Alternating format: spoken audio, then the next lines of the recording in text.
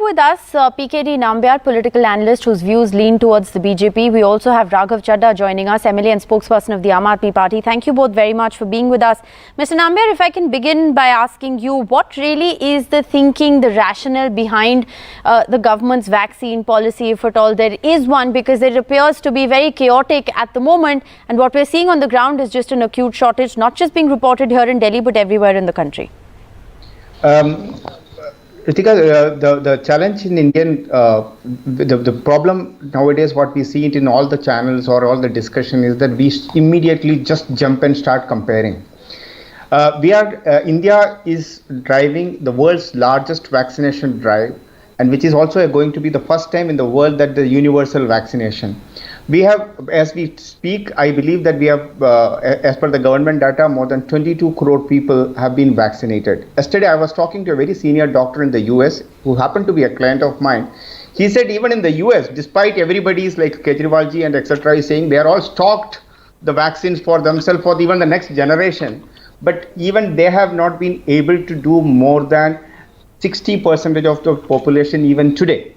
Whereas the people can just drive anywhere and get a vaccination with 33 crore people. So I think we are creating some kind of a panic. Some leaders, like including like a Kejriwalji or some other people, they just wanted to create a panic among the people. We have to understand it is not like a bread jam that any company can go and start making the vaccine. Tomorrow morning, Raghav Chadha or PKD Nambiar cannot go and start a factory in Okhla and start making vaccine. These are evolving situations, evolving technology, evolving stuff, and the government also is acting according to the evolving situation. Okay. The same people, the people who are now talking about the vaccination, if you could remember in the January 19th, if I remember that when the vaccination drive has started in India, a large number of opposition leaders were talking about the safety. They were even doing messages and tweeting and saying that these vaccines are right?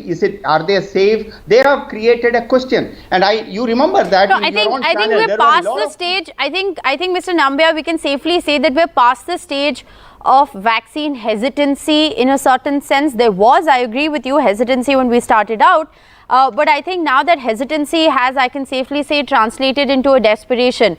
I mean, you're saying that anybody can drive in anywhere and get a vaccine, but I can tell you from personal experience, it was not quite that easy for the 18 to 44 age group to get appointments and get vaccinated. But that aside, in order to be able to inoculate our population and do it quickly, time, remember, is of the essence in this story.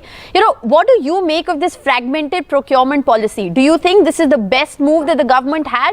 Or do you think it's just convenient at the moment for the government to just leave it to the states? In fact, I'm so happy that we are living in 21st century, a world of technology, wherein everything what you and me speak is recorded. Please recall in your own library, even maybe, I don't know whether it is Raghav Chadha or Kejriwalji or anybody, or for that matter, the Congress and the other many chief ministers, even as a part of their election speeches, they were offering free vaccines, and they were saying that please allow us, we would like to go and buy it, we wanted to vaccinate all our people. This is not a decision of the central government. It was basically came from multiple chief ministers. No, but that's exactly the point. That's exactly the point. Irrespective of whatever the states may have said, and I will get Raghav Chadha to respond to you, is it not the responsibility of the central government to procure vaccines for the country? You have a Punjab fighting with the Karnataka, fighting with the Delhi in front of Pfizer today for vaccines. Is that the best strategy? No. Not just that, Punjab is fighting with Hungary. You again missed it. Delhi is fighting with the US. I think we are just, there are multiple things which we are actually putting it in this frame. One, the so-called export. My question is very simple, Mr. Nambiar. It's a very complex story. But the aspect that I'm asking you about is very simple. Do you believe that the best strategy that the centre could employ was this fragmented approach to have each state bat for its own needs with global pharmaceutical companies? Very simple question. No, it's very simple.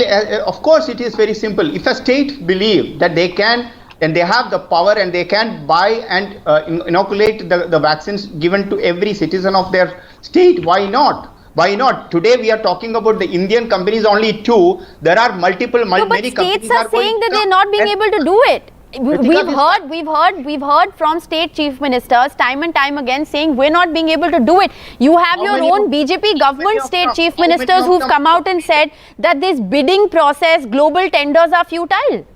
Because it's only just few. Like you will find only a Kejriwal people comes up every day. They are fascinated for the press conference and creating a political story out of it. Vaccination should be required for every individual in this country, and the government of India is working towards it. I have to give Raghav Chadha the last word. Raghav, how is this going to play out? How is this going to play out? And very quickly, Raghav, I want you to also comment on this double speak as far as the policy. We may be the vaccine capital of the world. I must correct Raghav that we have never done a universal immunization anywhere in the world, and this is the first time we will be doing it. Mr. PKD Nambiar, quick question. Was it a mistake for us to have exported vaccines? Should we have used those doses to inoculate our own population? This was clearly explained by the foreign minister of this country. There are two reasons. Today, you are manufacturing vaccines. Where is this raw material is coming from, Rishita? You tell me. Is it all manufactured in the Pune or anything? No. So what are you saying? What are you saying?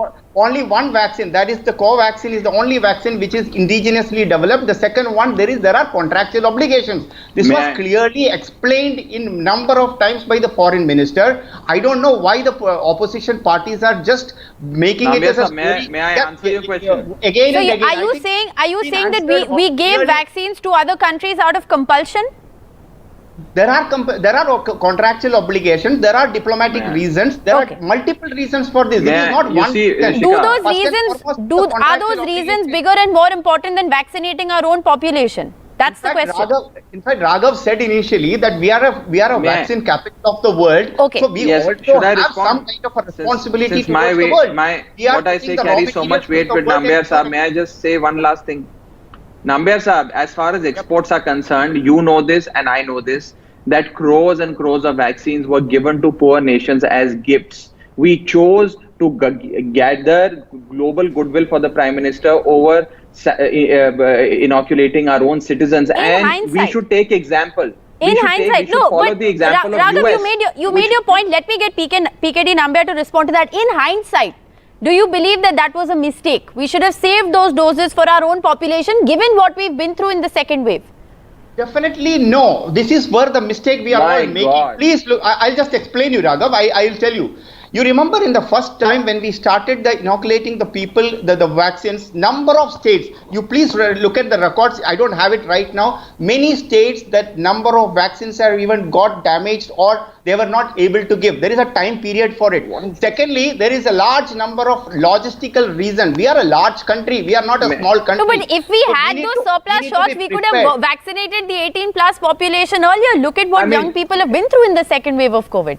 My dear friend, we are a 1.35 billion people country. We are a large PKD Nambiar, lastly, no, I have to get you to respond to one more. I have to get you to respond to one more issue. And that issue is about this double speak on vaccine policy. One side, the centre says that we've given states a free hand and this is a liberalized vaccine policy. On the other hand, there is a letter which we've accessed where the Delhi government's been given a quota. What explains this?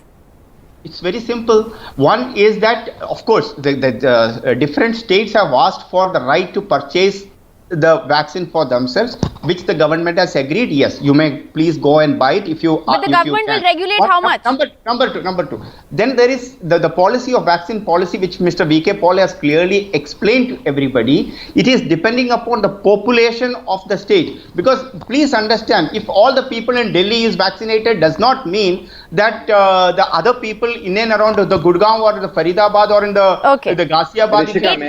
It all boils down to the fact that we don't have enough vaccines, which is why we are stumbling and fumbling over these policies. I'm afraid I'm completely out of time.